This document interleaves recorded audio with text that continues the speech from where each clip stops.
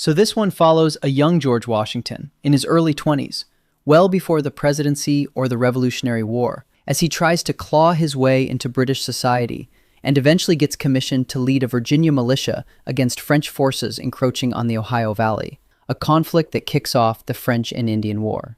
I know it's time to release right around America's 250th birthday, so you'd expect this thing to be going for full patriotic spectacle, but it's actually a much smaller, more grounded coming-of-age story than that. William Franklin Miller does a genuinely solid job in the lead, especially in his more scrappy, ambitious moments early on. But the character himself never really gets fleshed out beyond young guy who wants to prove himself. The writing leans way too hard on this one line, something like, "Even a pawn can take a king," which gets repeated multiple times throughout the movie, like it's supposed to hit harder each time. And honestly, it just falls flat. There's also a romance subplot that feels completely tacked on, like they needed a personal stake for Washington, but never actually developed it enough to matter. On the positive side, the battle sequences are legitimately well done, tense and well shot, and the supporting cast, Ben Kingsley, Kelsey Grammer, Andy Serkis, all do fine work with what little screen time they're given.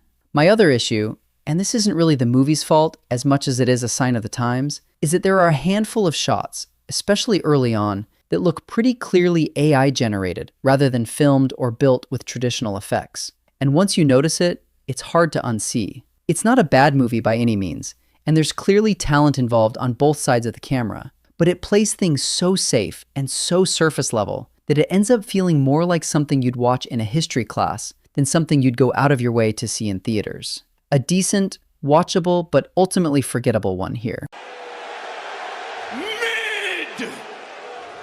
Well, there you have it, guys. That's my review of Young Washington. Let me know down in the comments if you've seen it and what you thought. Did it work for you, or did it feel a little too safe like it did for me? And as always, thanks for watching. Leave a like, comment, and subscribe.